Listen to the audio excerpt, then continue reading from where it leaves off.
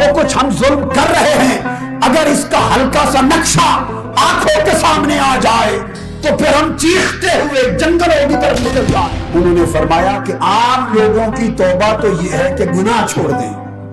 اللہ کی نافرمانی چھوڑ دیں، مگر خاص لوگوں کی توبہ اس سے بلند ہے، اور وہ یہ کہ وہ زندگی سے غفلت چھوڑ دیں۔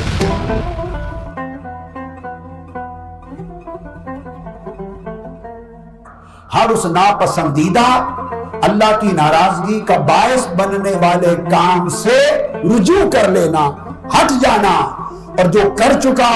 اس پر شرمندہ ہو جانا، اور آئندہ اللہ کی طاعت اور بندگی کی طرف جھک جانا۔ یہ طاعت، یہ توبہ ہے۔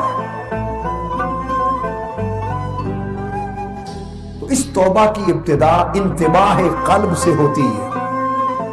کہ دل پہلے آگاہ ہو، جس کو میں نے کہا کہ احساس اور شعور پیدا ہو۔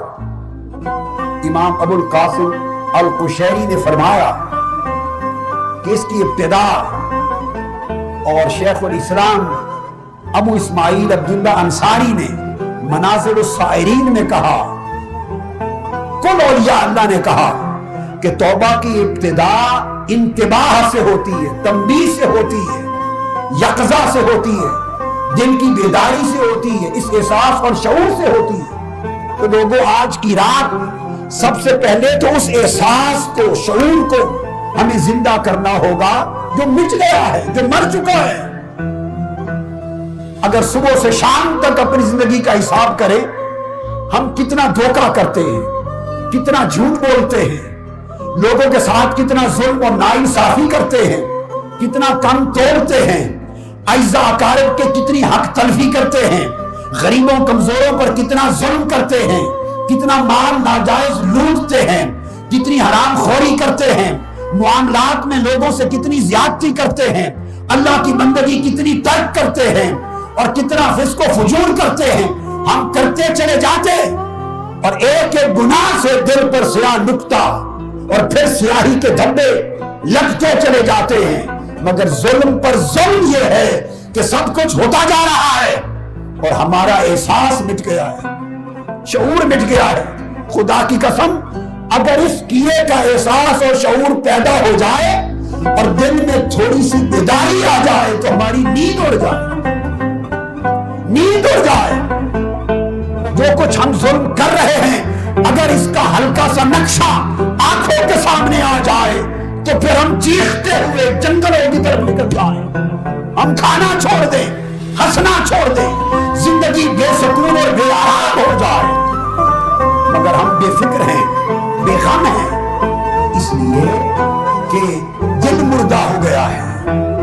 اپنے کیے ہوئے ظلم اور گناہ پر آگاہی نہیں رہی، شعور نہیں رہا، احساس بھی نہیں رہا۔ تو فرمایا کہ ابتدا توبہ کی اس بات سے ہے کہ دل کو اس کا احساس اور شعور ہو جائے، اور دل کو احساس اور شعور تب ہوگا اگر ہم باطن کی غفلت سے باہر آئیں، غفلت سے باہر آئیں۔ جب غفلت سے نکلیں گے، دل کی آنکھ کھلے گی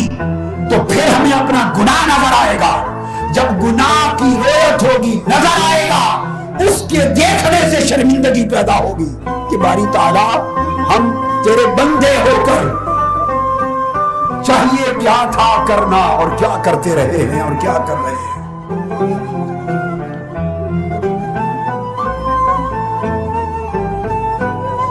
امام ابو القاسم القشیری کے شیخ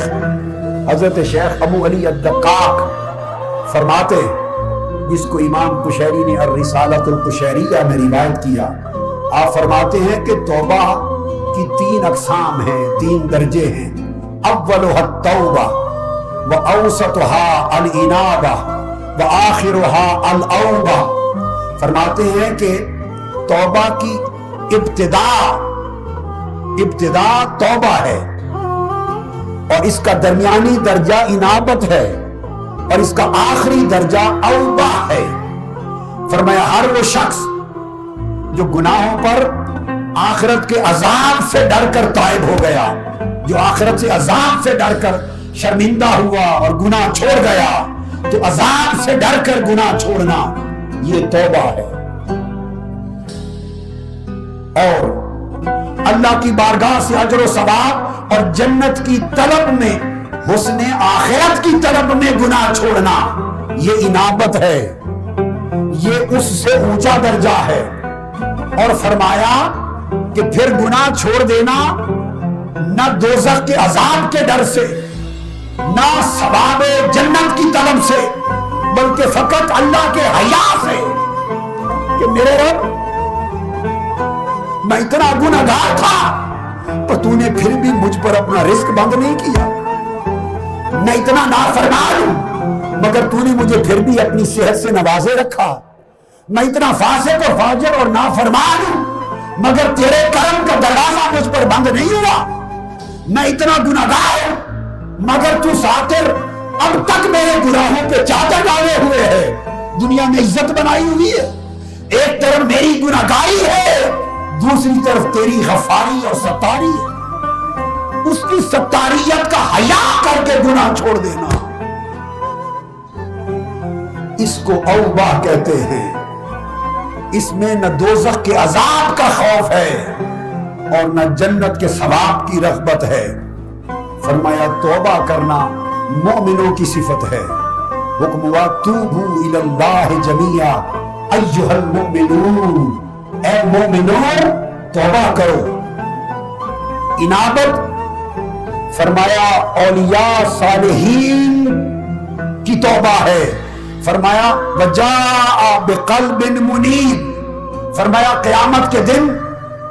اس شخص کا عالم اور ہوگا جو انابت والا دل لے کر اللہ کے حضور حاضر ہوگا، جس کا دل تائب ہوگا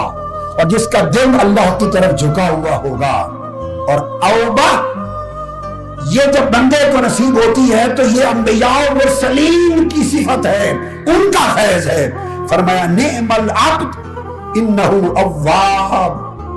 اللہ پاک اپنے نبی کی تعریف میں فرماتا ہے کہ کتنا اچھا بندہ تھا، وہ اواب تھا، یعنی ہر وقت میرے کرم کے حیا میں رہنے والا تھا، میری عنایت کا دھیان رکھنے والا تھا۔ چنانچہ حضرت ذوالنون مصری رضی اللہ تعالیٰ عنہ انہوں نے فرمایا کہ عام لوگوں کی توبہ تو یہ ہے کہ گناہ چھوڑ دیں، اللہ کی نافرمانی چھوڑ دیں، معصیت چھوڑ دیں، مگر خاص لوگوں کی توبہ اس سے بلند ہے، اور وہ یہ کہ وہ زندگی سے غفلت چھوڑ دیں اور ساری زندگی کو اللہ کی طاعت بنا دیں، اللہ کی طاعت بنا دیں۔ اور پھر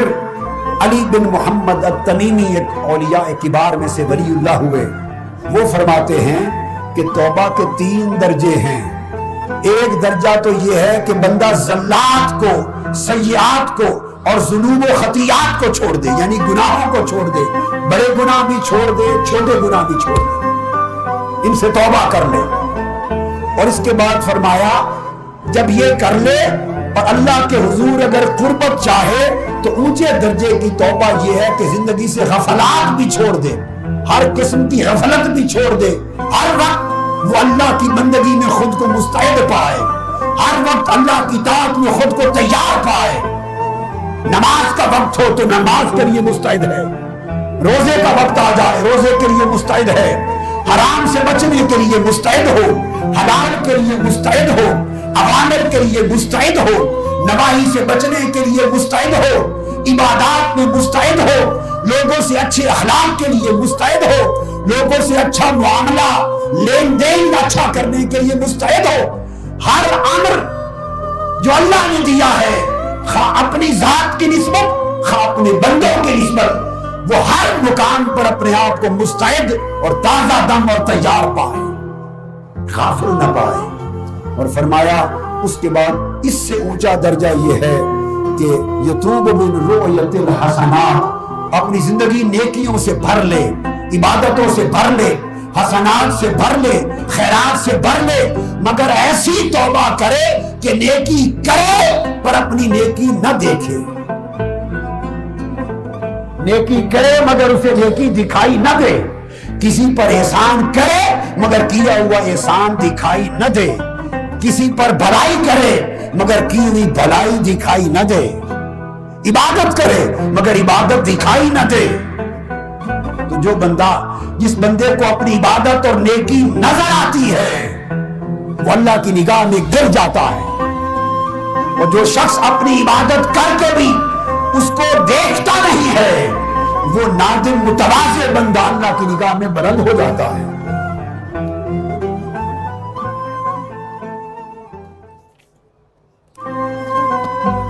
اس توبہ کی معنویت کو سمجھنے والے جب توبہ کرتے تو توبہ کے نتیجے میں اللہ رب العزت ان کو وہ درجے عطا کرتا ہے کہ جیسا کہ میں نے کہا پچھلی ساری زندگی کے گناہ مٹ جاتے ہیں اور رب کریم کی بارگاہ سے ایک نیا معاملہ شروع ہوتا ہے۔